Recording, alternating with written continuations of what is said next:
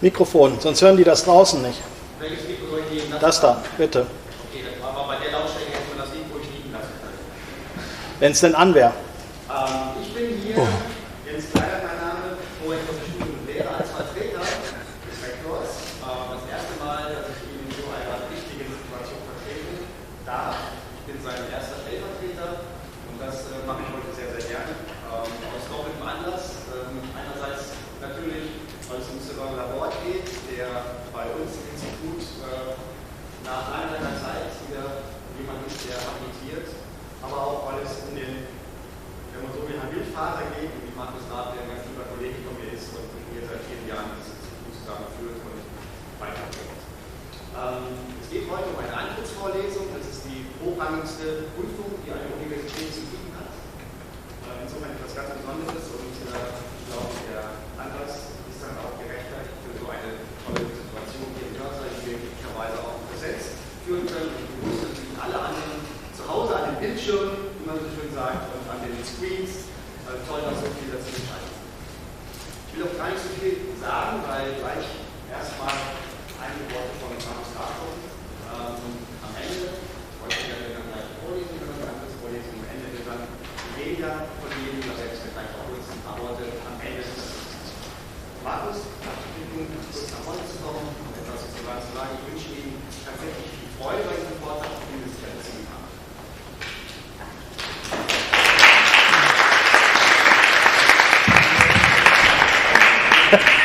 Okay, Profi.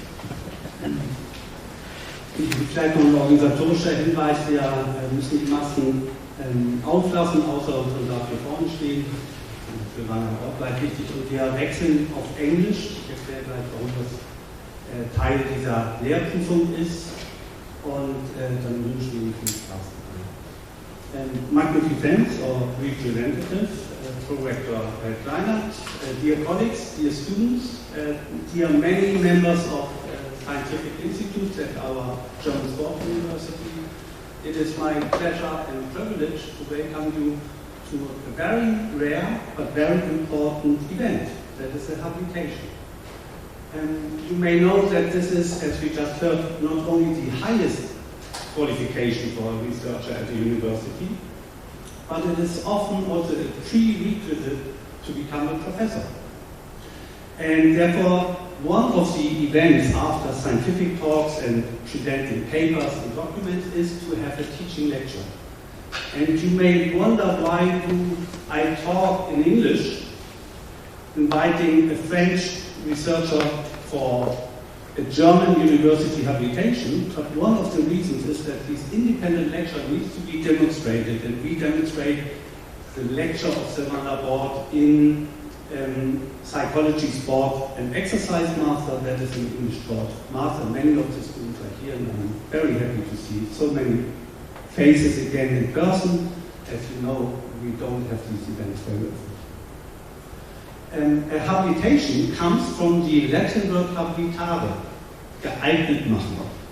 And this is something that goes back to 1816 at the German Berlin universities, and even further by church, as you may know, that have regulated universities in the 15th century, that shows that a person can develop in an environment to become independent.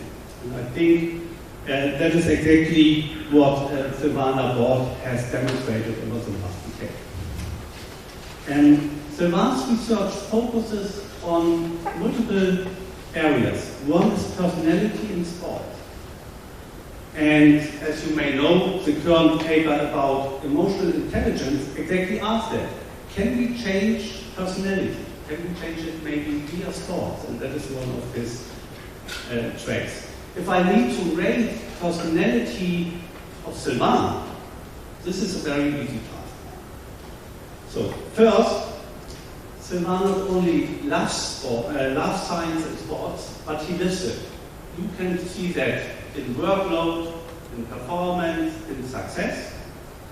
And that is often also evident that he likes to test his own limits. For example, when he does a master, he does a second master. When he does a PhD, he does a second PhD. Now a habilitation. When he climbs up the Mont Blanc last year. He plans already next year the Mount Everest. So well, you get the idea of Sylvain. But Sylvain is also easy to put into stereotypes. That's another personality concept. For example, how many French citizens do you know that speak 5 languages, present keynotes in 5 languages, don't like and eat cheese, and also have an own music band? Well, to my knowledge, I know only one, and I'm very happy that he's part of our institute, and the Institute of Psychology can be very proud to nurture him as much as possible into his development. And I'm not sure if the family is online, and the girlfriend, I'm very thankful for all your nature, nurture, development, and also to all the members of our institute who critically support him and be a critical friend in many occasions. And finally, I should say, for those who like to know numbers, Sylvain has roughly 163 papers, has 4,000 citations, has in his highest paper, Psychophysiology, Heart Rate Variability, 800 citations. For those who know these metrics, this H-index, which indicates how many papers are how often cited, is 32. And also important, he is the one out of the top 5 researchers cited at our university, having hundreds of citations. And I should also say that Sylvain not only likes to do a lot of experiments and tests, but he has papers in which he analyzed 11,000 people. That is a large number. Sometimes he only tests only one, himself first. And in psychology, based on Ebbinghaus, this is a very old tradition to first put yourself under cold water, feel heart rate variability and stress before you apply it to others in experiments. So, in summary, lieber Sylvain, dear Sylvain, Monseigneur Sylvain, El Seigneur Sylvain, Monsieur Dr. Laborde, the floor is yours. Thank you.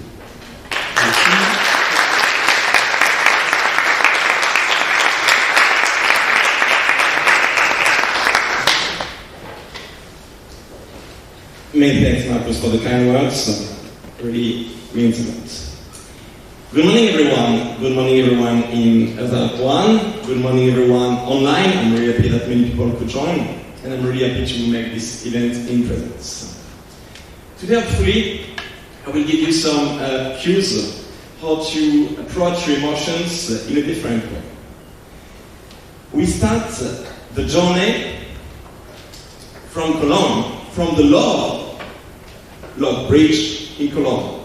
Many emotions on this bridge, certainly, perhaps for some of you. And we go to the city that inspired this tradition, actually, Paris, with another Lord Bridge, also next to the Cathedral, Notre Dame. We go to Paris to this journey, obviously, by bike, by the Eiffel Tower, by the Arc de Triomphe, to land in Roland Garros, the tennis French Open. 10 days ago, in Roland Garros, in the final, Djokovic was facing Tsitsipas. What happened during this final? Well, let's have a look to which clothes the players were wearing.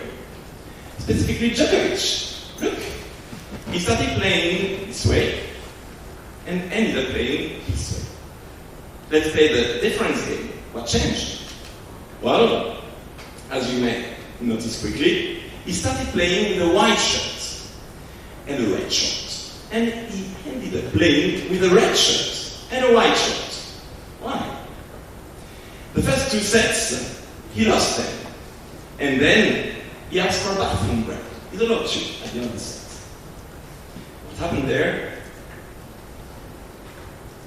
At the end, he came up winning the next 3 sets. The game, the final, and Roland Garros, the French Open. Let's ask his opponent, Tsitsipas, what he thought about it. Well, the momentum of the duel was broken by this cut. Suddenly, I was cold and I was no longer there. He came back to me like a different player. I felt he could read my game suddenly. Good for him. He did well to get there. So here we can clearly see that using this trick, if you want to call it like this, Djokovic managed to influence his own emotions and the emotions of his opponent, Tsitsipas. Ended up winning the game.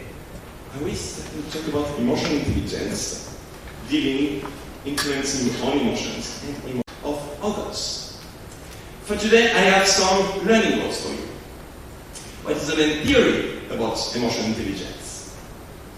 What are the 5 main emotional competencies? Why is emotional intelligence relevant for performance? And finally, I'm going to give you some tips to start to build your emotional intelligence training toolbox. Starting with the first part, I would like to showcase that emotional intelligence is not only there for athletes, but for all sport actors. Obviously, I could not talk today about Zinedine Zidane, the reason why I started research in sports psychology, and his head of notoriety. So, if we always perhaps start to think about Zidane's poor emotional regulation on this day, let's think about Materazzi's perspective. From his perspective, he was able to influence Zidane's emotions the way he wanted. So basically, he set up for him, just well played, good manipulation of Zidane's emotions. Not only athletes are concerned by emotional intelligence, but also coaches. And I chose it for you, a German coach, Jürgen Klopp. Emotions can be weaponized, used as weapons for him to the players, and of course for his players themselves and against the opponents. Then we also talk about referees who have to deal with emotions of players, most of the time negative emotions of players. And it doesn't end on the field. We can now move also to the tribunes. And yes, the fans have also a role to play in the emotional climate of the game. So this gives us an overview of how much all sport actors are concerned by emotions and potentially emotional intelligence. Let's have a look to the definition of emotional intelligence. As I said, already mentioned, that it reflects the way people deal with their own and others' emotions. 5 main competencies can already be recognized, starting with identifying, expressing, understanding, regulating, and using one's emotions and others' emotions. I will give you a brief definition for each of them. First of all, identification. Identify how one is feeling and how others are feeling. Expression. How to convey one's own emotions and express empathy with others. This picture was not taken on Sunday. Understanding. Why do I feel how I'm feeling, or why do others feel how they are feeling? Regulation. How to drive your emotions to adapt to the situation. Up or down. And then, finally, use. How can I use my emotions to better reach my or our goal? The main theoretical model about emotional intelligence, I will briefly showcase it. That's the tripartite one. And on this journey to emotional intelligence, we start with the first level, which is the knowledge level. It's the book, so basically I will read things, watch things about emotions, to learn things at the knowledge level. And then this knowledge level, I will need to know how to apply it. So I will reach the ability level. This is when, for example, I read a lot about an emotional regulation strategy, slow-paced breathing, slowing down your breathing rate. And then I can read a lot, but not be able to do it. So the next level would be to train it. And then if I train it regularly, so regularly that it becomes automatic to use it when I really need it, then I will reach the trait level. So this is the tripartite model of emotional intelligence. The next point is the question of how do we measure our emotional intelligence. Like this quote says, what gets measured gets managed. With emotional intelligence, we will start with questionnaires, like the trait emotional intelligence questionnaires, that gives you your score on 15 facets, or the profile of emotional competencies. And these profile of emotional competencies directly target the 5 main competencies that I just introduced to you. Identification, understanding, expression, regulation, and use. We currently have a German validation in progress with the University of Heidelberg.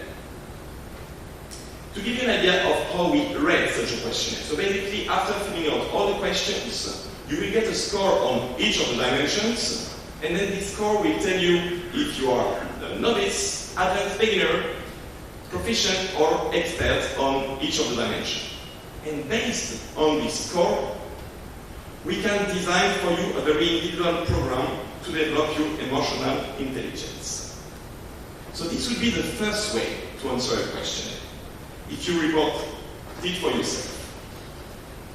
Another way would be to consider a 360 perspectives. What do we mean with a 360 perspective? In this case, we would ask others to rate your emotional intelligence, like your teammates, your parents, your trainer, your friends. And this way, we will get a full perspective on how you perceive yourself and how others perceive yourself. To give you an idea of some of the items of emotional intelligence questionnaire, I put on the screen. Split it so here you see from the middle of on evaluation and then evaluation from others. So here, first dimension, emotional expression, I put myself, participant put himself at 4. And then others, on average, go to 6.3.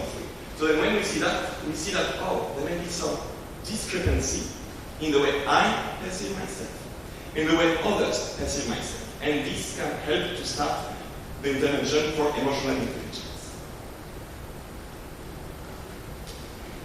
Let's showcase some links between emotional intelligence and sport performance. I will soon have a little task for you. So, our research group conducted a couple of studies on emotional intelligence and sport performance. I just picked 2 to illustrate it. And to stay in the tennis metaphor, starting with Djokovic and Tsitsipas, I picked here a study where we investigated the emotional intelligence of tennis players and checked how their cortisol, so the stress level inhibited by the hormone cortisol, reacted after a stress. And just to give you an idea of the stressor, I would like to show you one way we have to stress people in our labs at the Institute of Psychology. So, it's called an arithmetic task. We start from today with the number 2013, and then you will have to subtract 70 in the real version, so you will get this scientist with a white coat, and the scientists would tell you if you give a wrong answer, then you wrong start from the beginning.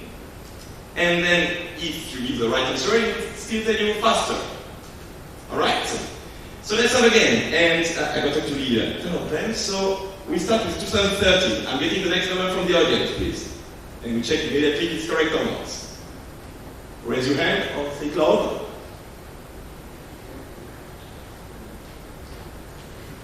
Feeling some pressure. I can wait. 1991. Thank you, Lisa. Next one. After my list. Not only Lisa can play today. 1979. Very good. Next one. Yeah. 62. Very good.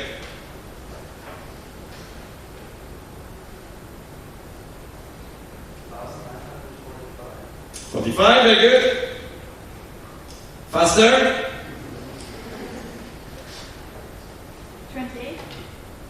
Okay, 28, very good. Next one. Faster. Faster, I said. 11, still 2 to go. Faster. 1894. Very good. Last one for the winner.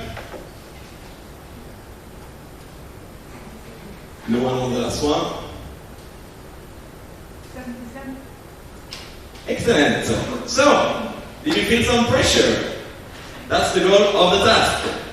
Our tennisman did feel some pressure, and basically what we can find, so that a tennis task as well, which was to serve, and what we observed is that the players with higher emotional intelligence were coping better with the stressful situation, given they had lower cortisol levels in their saliva. So if I would have done saliva test without you, perhaps the people who managed to answer had lower cortisol than the others, or of course different mathematical arithmetic abilities. Another study that I wanted to pick for you was to illustrate with a large sample of athletes. So I traveled a lot during my research life so far, and I picked this one because it's quite meaningful for me. I did it with a colleague, Felix Guillen, who was from Spain, so he was also my teacher when I did my Erasmus Master in Spain, and he died 2 years ago, so I'm very happy to be able to include him to this talk as well today.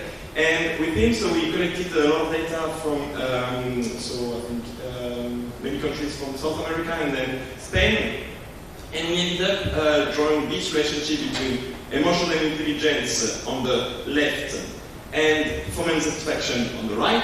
I will make it simpler for you. So basically what we can take from this structural equation modeling is that higher emotional intelligence is linked to perceiving situations as challenges and not as threats or things that can help me to grow, basically. To use task-oriented coping, so to focus on the problem at hand, and this will lead to a higher performance satisfaction.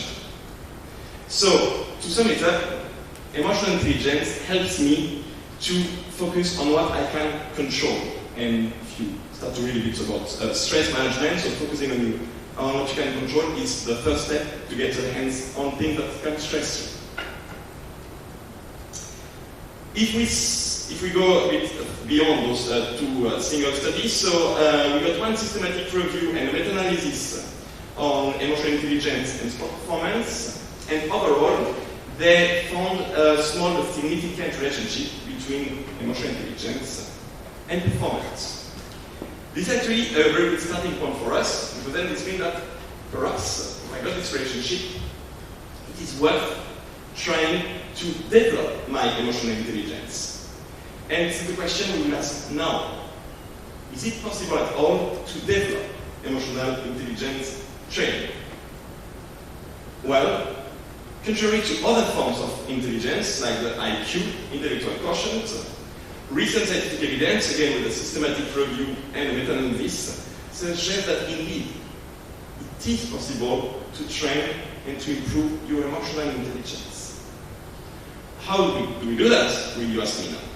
Well, first of all, they found that the interventions based on this tripartite model, so on this theory, had the most chance to be successful. Then the training duration should last 15 to 18 hours. It's likely to speak about 5 or 6 3-hour workshops, once a week for example, with a follow-up per email, so that people keep doing what they learn during the workshops. The effects. Improvement on psychological variables, but not only, also on physiological variables, like with cortisol, the stress hormone that I just mentioned to you. And then, one very important thing is that the results were lasting in time. So you can hope not only short-term changes, but potentially also long-term changes. So, if we sum up the goals of an emotional intelligence training, we will target the knowledge.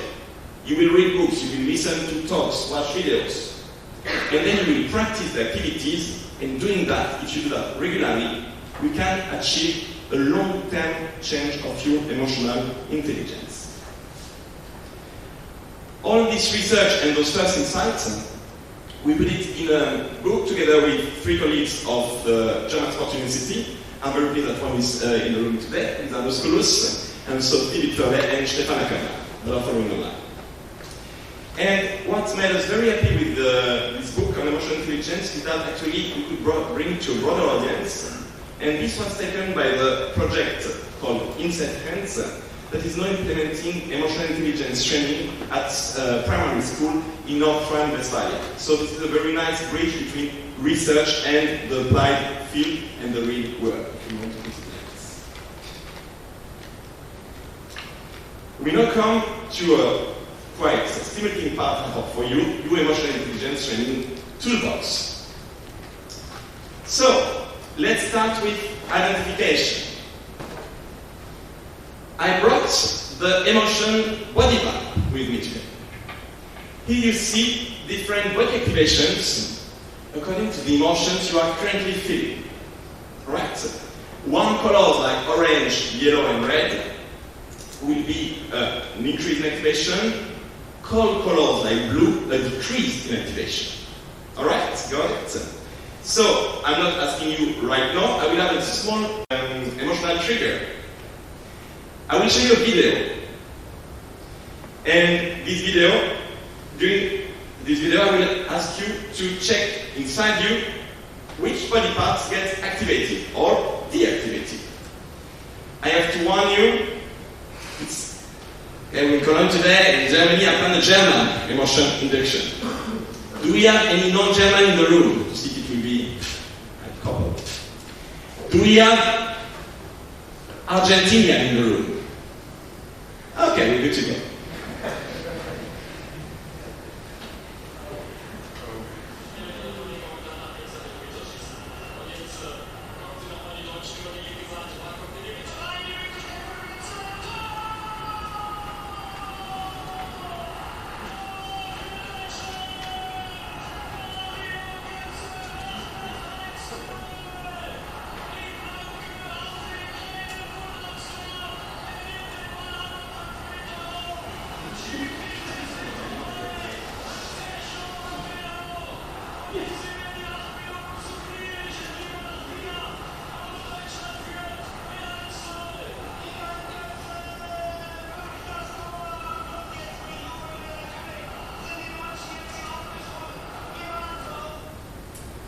Alright, may I ask our projector today to tell us which picture represents what you felt? I would say the second from the left side in the bottom. This one. Let's check which emotion it was. That was love. See? You love the German team, that's a good sign. Perfect.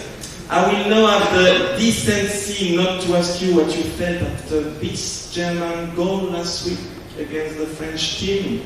But I can give you some insights of how a little German reacted actually Mats Hummels' son himself. He was actually very happy because he didn't really get the side on which the ball should go. The goal is a goal. To hopefully now recover some sympathy with my German audience, hopefully we go to emotion expression. That was last Saturday, so you can recognize also yourself on those pictures. And I can already tell you that the next training unit for you about emotion expression is planned tonight against Hungary, so see you now understand why I planned this lecture on June 23rd. Another side of emotion expression, you may have noticed that you all have something on your face. And the question now is, how does this impact your emotional expression?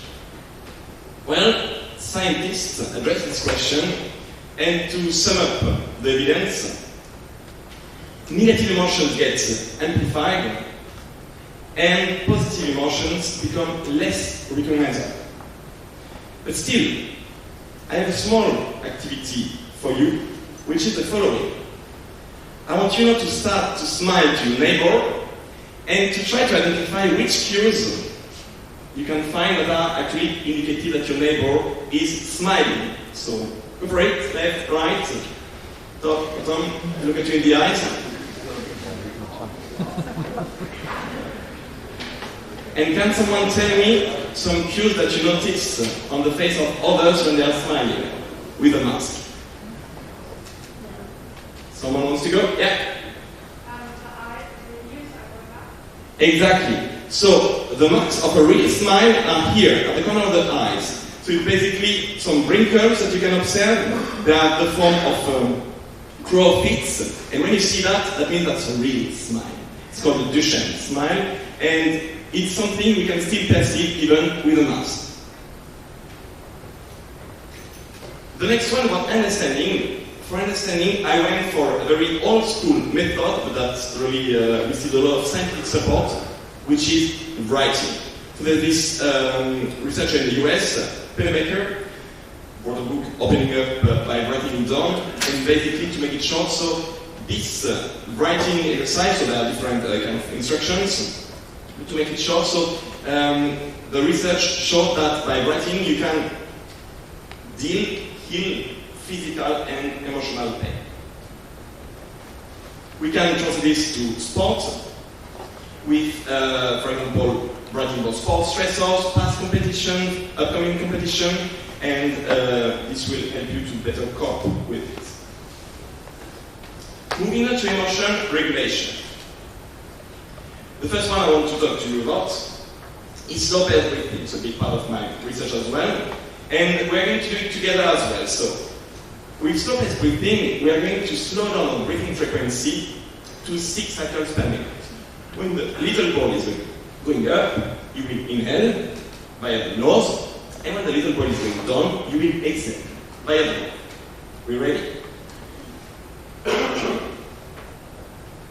And ready to inhale.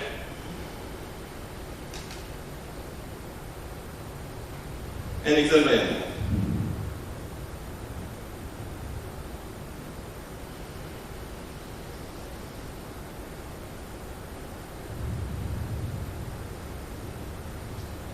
We do the last one.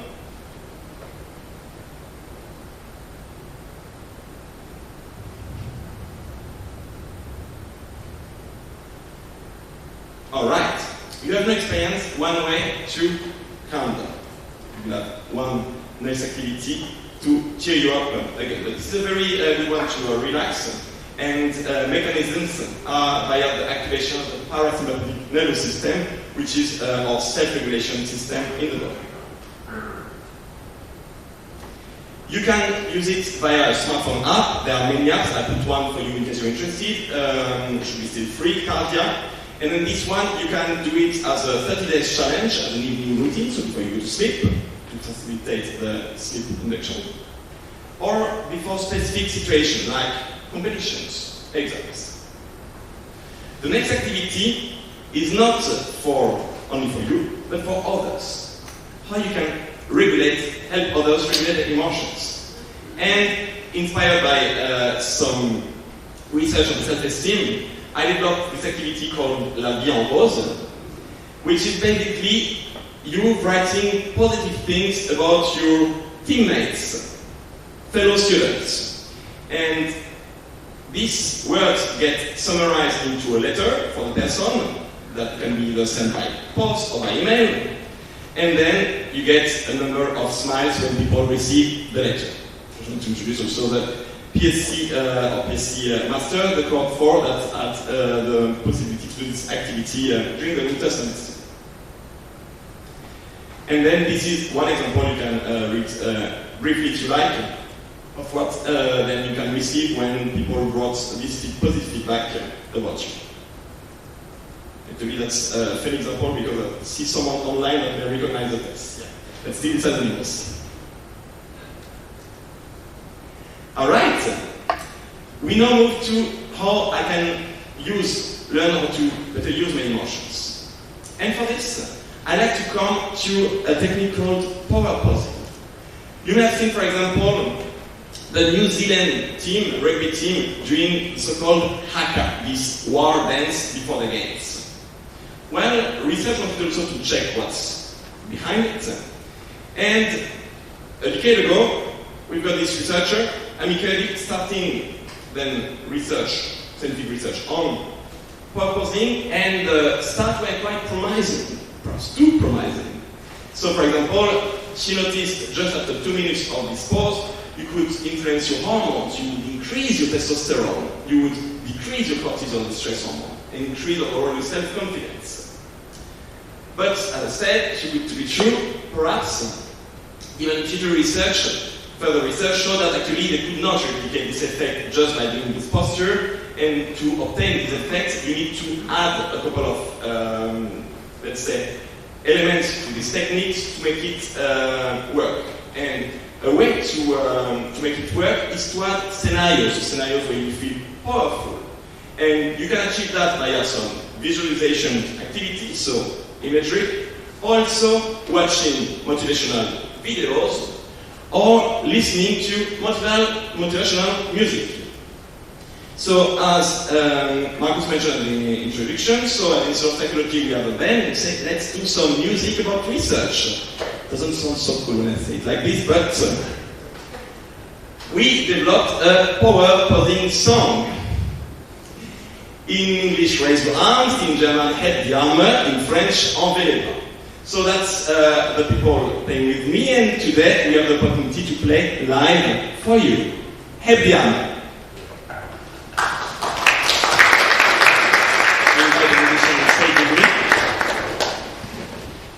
And I just have to say that we have to know that our female lead singer, Valeria, has unfortunately a sore throat today and can't be with us, but she's with us in the audience, so she can sing from the audience. All right?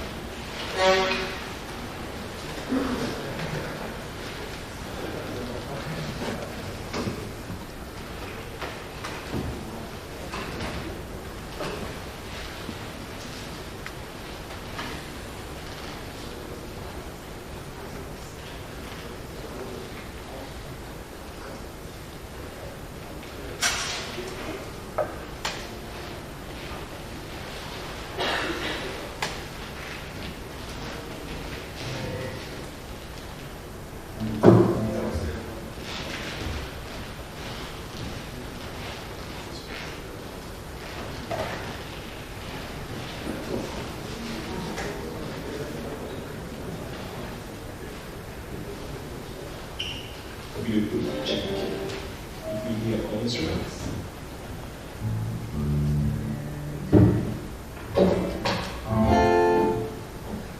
That's good.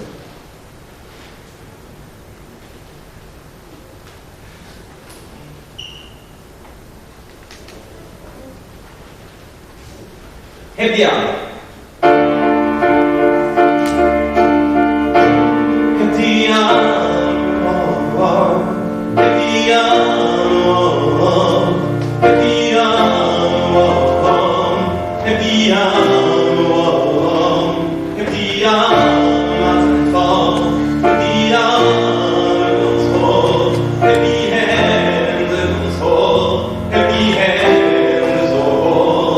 Pretty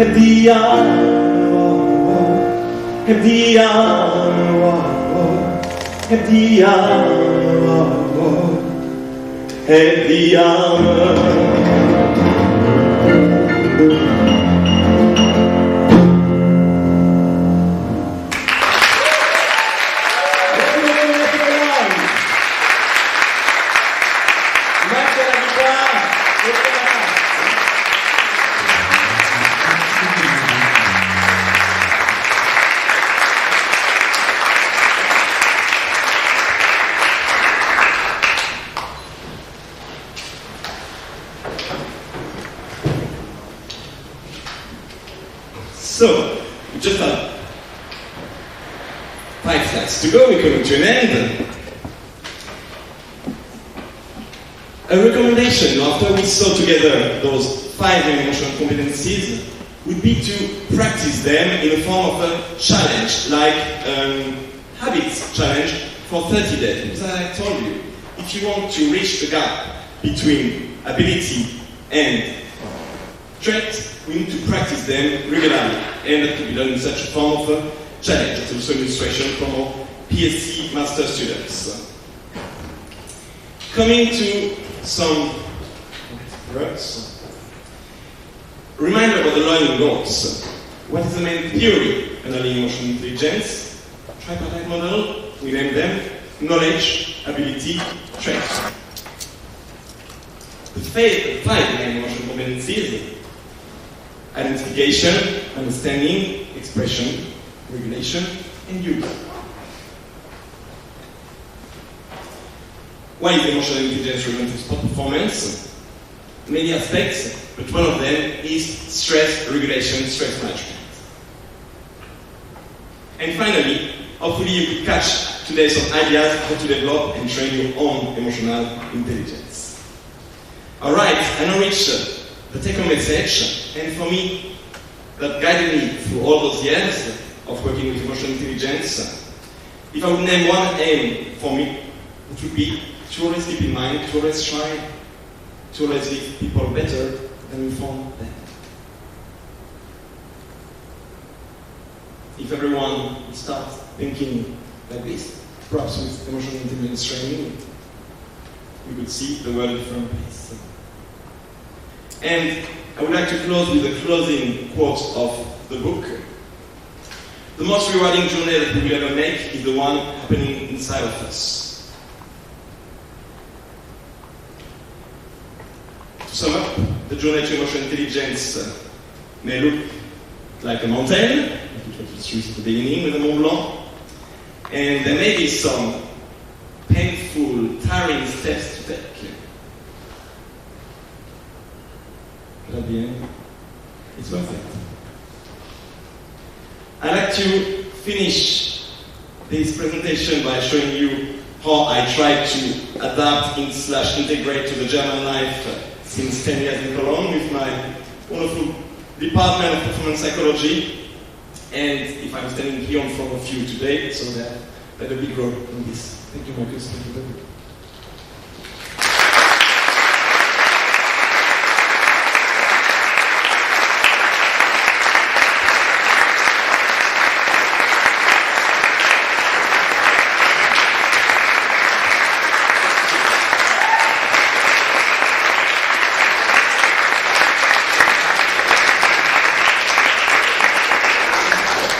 Obviously finish by saying that after spending this long time in Cologne, if you would check my heart today, it's very likely beating like this. Many thanks for being here today in the room, many thanks for attending online. I just want to say short hello to my parents. Merci beaucoup, papa et maman. C'est très important pour moi. Je vous embrasse très fort. Thank you very much.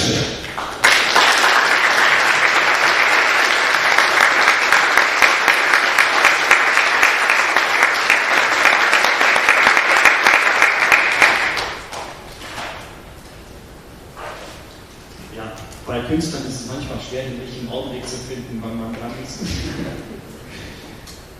Markus, deine Worte waren, glaube ich, schon mehr als ausreichend genug zu beschreiben, wie die Leistungen von Sylvain einzuschätzen sind. Er hat mit seiner Arbeit die Lehrbefähigung mehr als bewiesen und sein Fach selbstständig, wissenschaftlich in Forschung und Lehre zu vertreten.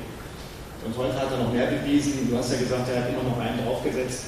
Die nächste Befugnis wäre vielleicht in der Musikwissenschaft. So was könnte man dann auch noch erwarten. So, mir bleibt jetzt der formale Akt und da freue ich mich sehr drüber. Ich werde dazu vorlesen, weil die Urkunde nicht zu sehen ist, besonders hinten oder in den Plätzen zu Hause, was du jetzt von mir erhältst. Du bekommst eine Urkunde. I apologize for doing it in German, because it's an old tradition to do it in German. Du bekommst eine Urkunde der Deutschen Sporthochschule, verliehen unter dem Rektorat des Universitätsprofessors für Trainings- und Bewegungslehre Dr. Sportwissenschaft Heiko Ströber. Für Herrn Dr. Sylvain Laborde aus Le Mans, Frankreich, nach erfolgreicher Antrittsvorlesung mit dem Titel Emotional Intelligence in Sport, a Training Approach. Die Lehrbefugnis für dich, die Venia Legendi für Psychologie. Hiermit ist das Recht verbunden, den Titel Privatdozent zu führen. Köln, 23.06.2021, Universitätsprofessor Dr. Heiko Ströber. Ich mache das jetzt an.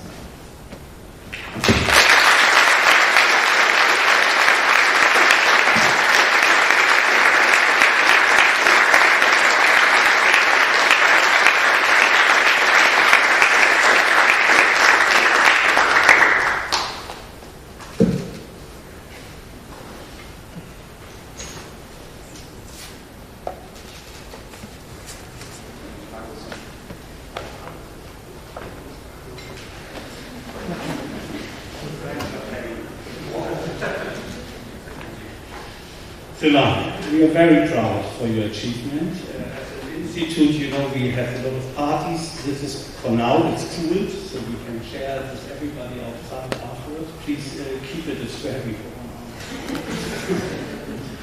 We would like to have a photo of the institute. I know it's not a 2-meter distance, but I think it's almost.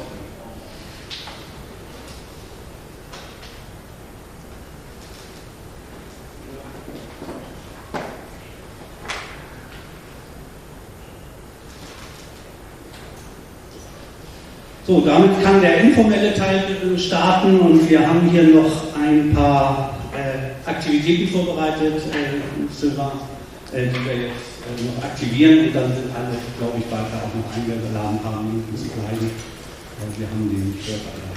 Okay?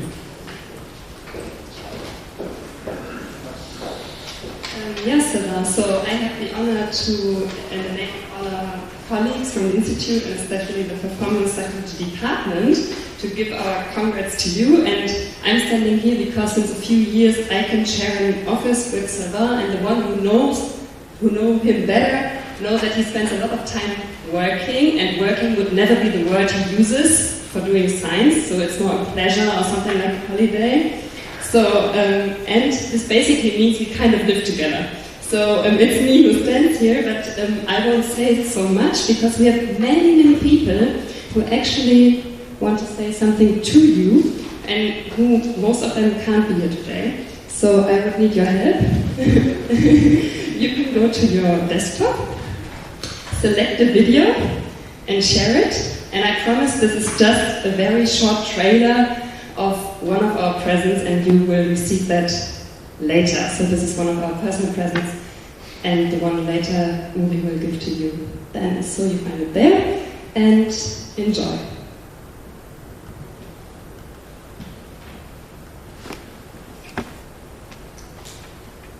Actually, this is summarizing the associations that people set to Sylvain's research. Science, passion, inspire.